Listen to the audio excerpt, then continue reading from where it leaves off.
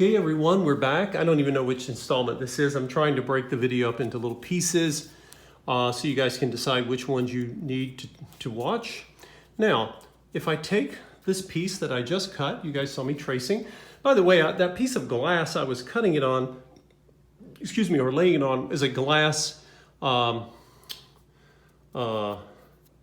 board for my kitchen. Now, if I put this down into the slot, this is the right side, I get this end flush, right? Now, let's see, I'm gonna turn the camera just a bit. I want you guys to, it's a little awkward to do this, but I'm gonna zoom in so you can really see what I'm up to here. Now, if you look at this, let's start down here at the bottom. All right, so it's flush.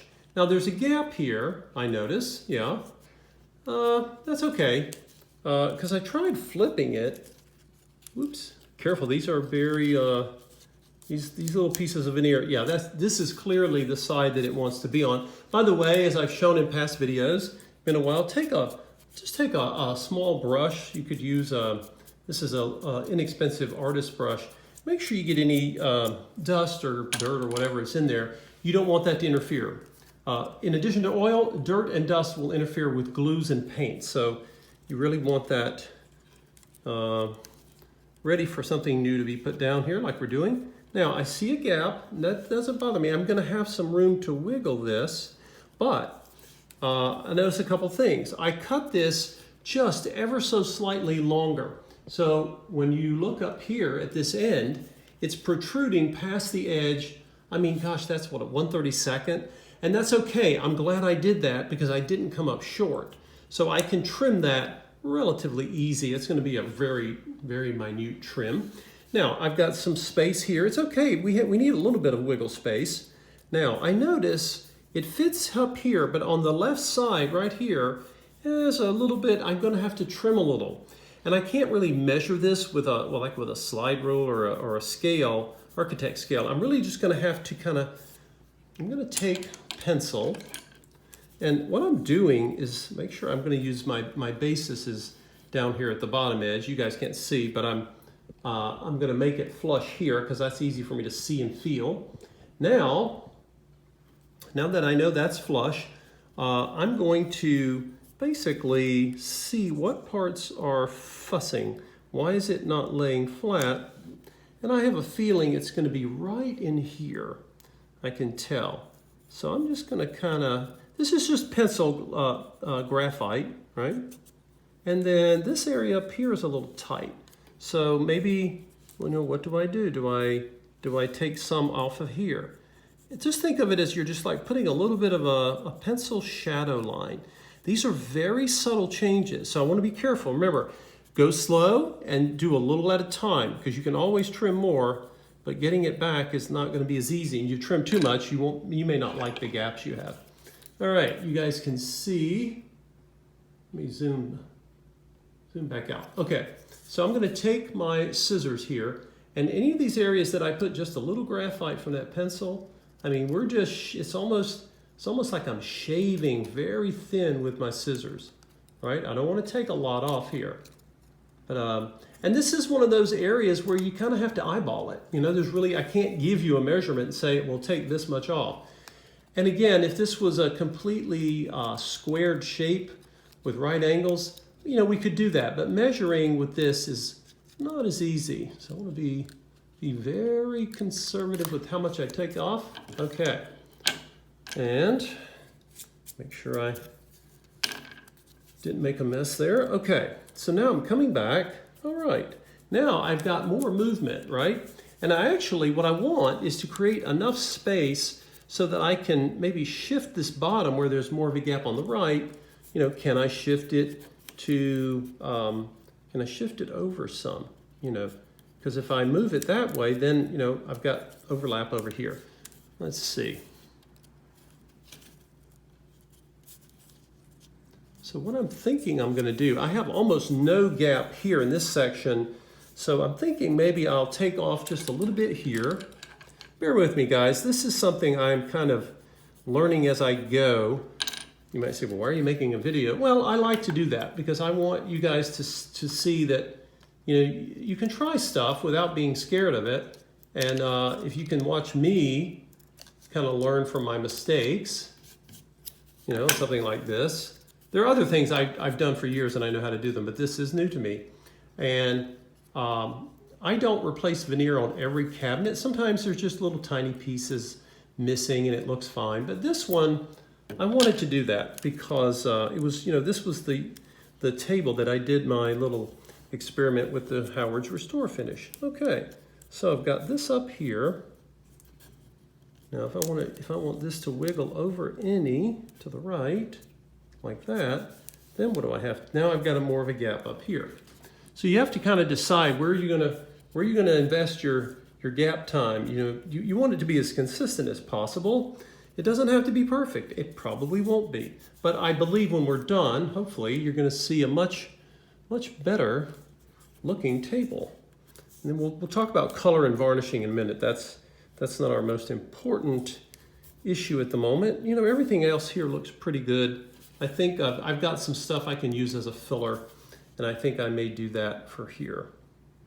Let's see, what if I might take off a little bit, just a little bit over here. This is a very sort of painstaking, it's not taking a lot of time, but you can tell how slowly I'm moving with this. I really don't want to start over. You can. The veneer is not that expensive, but it's nice to be able to be cautious. You know, the old saying in carpentry, they say measure twice, cut once. And in this case, we can't even measure so much as, okay, now I think I've gotten a nice even gap on both sides here. And when I try to move it over here, it seems okay. And I think we might have something. Now I'm going to take this edge and I'm totally eyeballing this because it's such a small amount, but I don't want it to hang over because somebody's shirt will touch it and they'll end up pulling it up. So let's just take just a hair's width, and we put it back, see what we get. Oh, let's see.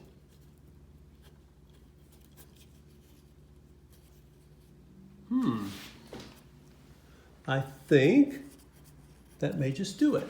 One little hair more on one edge of it.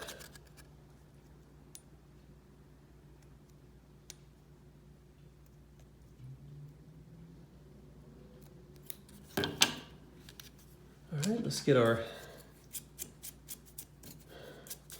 paintbrush, doing double duty as a cleaning brush. You don't have to use an artist brush. If you have a clean makeup brush, you could use that. Just make sure it's clean.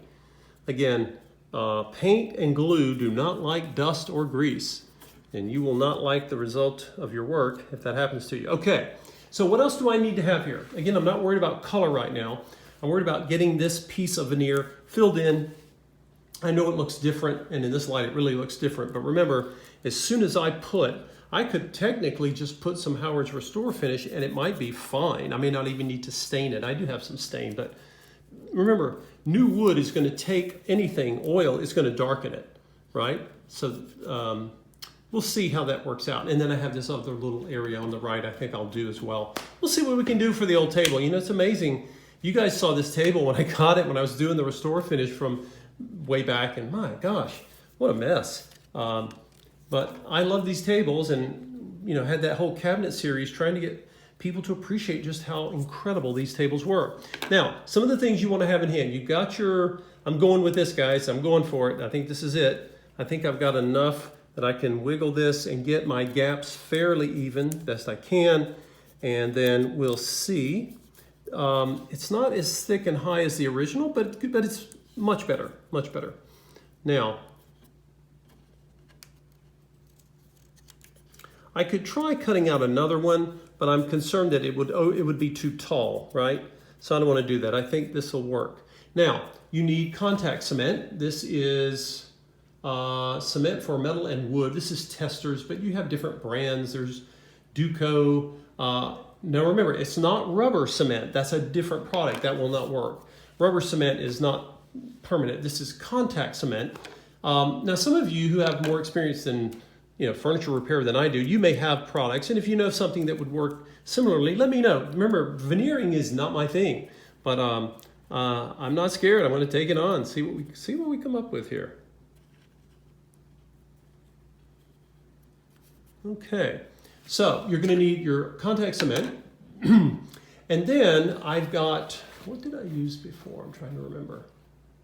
I think I might end up using a plastic bag instead of a paper towel, because for any glue that might come up, I want to be able to not have any paper or anything stick to it.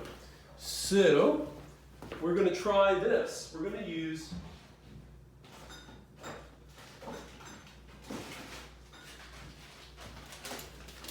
I'm going to try, I don't even have any wax paper. If you have wax paper in your kitchen, that might work really well. Something that won't stick, but I have this is a freezer bag, like a little Ziploc thing. I'm going to try that just to see if that will work. I'm going to have this on hand, and you'll see me use it in just a moment. And then on top of that, I've got some heavy books that I'm going to use as a weight to hold this down as it dries. That's the goal, anyway. Okay, so I'm actually going to, I don't want to apply any glue over my finish. That would be ridiculous. I'm going to at least have a paper towel. And again, make sure I've got this facing in the right direction so I know which way it's going to go. You don't have a lot of working time before this sets up, right? So once you get it down, in fact, what I'm going to do is I'm going to put my contact cement on the surface of the table where the new strip is going to go. And we'll see how this works. Make sure you get some on the edges, because the edges will want to not stay down. Contact cement, you want to use it with a lot of good ventilation, right? With a fan or windows, because this stuff stinks. It's not like water-based glues, but I haven't found one that would work without causing swelling or warping. Some of you, again, if you have more experience at this, please put comments below, make suggestions. I'd love to hear them. Okay, got my piece here, and now I'm going to I'm looking for two things right now. I want to be sure that my edges are flush, right? I don't want anything sticking out. That's good. Down here at the bottom, this is, let's see, this is good. Okay, and now I want to kind of see if I can position it and even out my gaps a little bit. If I can move it. Like I say, it's going to want to dry pretty quickly. So you gotta move fairly fast. Yeah, I'm just pulling this over just a bit. Now, putting my fingernails in here to scoot it. Now you'll notice you don't want it to pop up over here. And you don't want to crack or warp your piece. So you'll get a feel for just how much you can maneuver this new laminate piece you've got. Now, I feel it coming up here. I'm going to put a little bit more glue. Woo! You can see it. She came right up there. I'm going to put more glue. And this time I'm going to lay it down, set it, forget it, and then I'm going to cover it and get the weight on there as I was describing to you guys.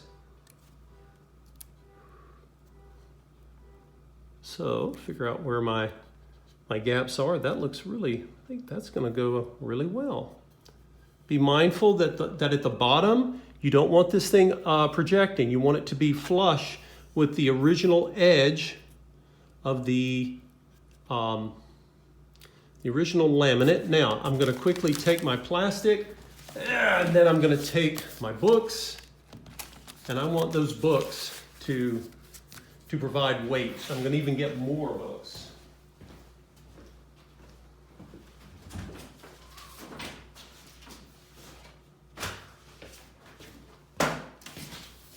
I'm going to stack even more there, and I'm going to let it sit. Now that contact cement dries quickly, but I want to leave the weight on it and give this piece a chance to set. And I don't know if they require this. I'll probably give it a few hours, come back, and we'll see what we have. And then I will do the same thing to the little itty bitty piece on the end. And we'll see how it turns out. So it's an experiment, guys, but thank you for watching and hanging in there with me. And if you ever want to do this to a table, if you appreciate these old sewing tables the way I do and you want to preserve them, I could have left that alone. I could have put in some color and just called it a day. But again, this may be displayed in someone's house in the future. So they may want it to be as, you know, as reconditioned and restored as possible. And I thought, well, why not? Why not check it out? Because the veneer is not that expensive. And, you know, I'm willing to experiment with this. And, you know, we'll see how it turns out. So stay tuned, guys. I'll make the next video. We'll see what it looks like and see if it has, if my little experiment actually worked. Thanks for watching and stay tuned.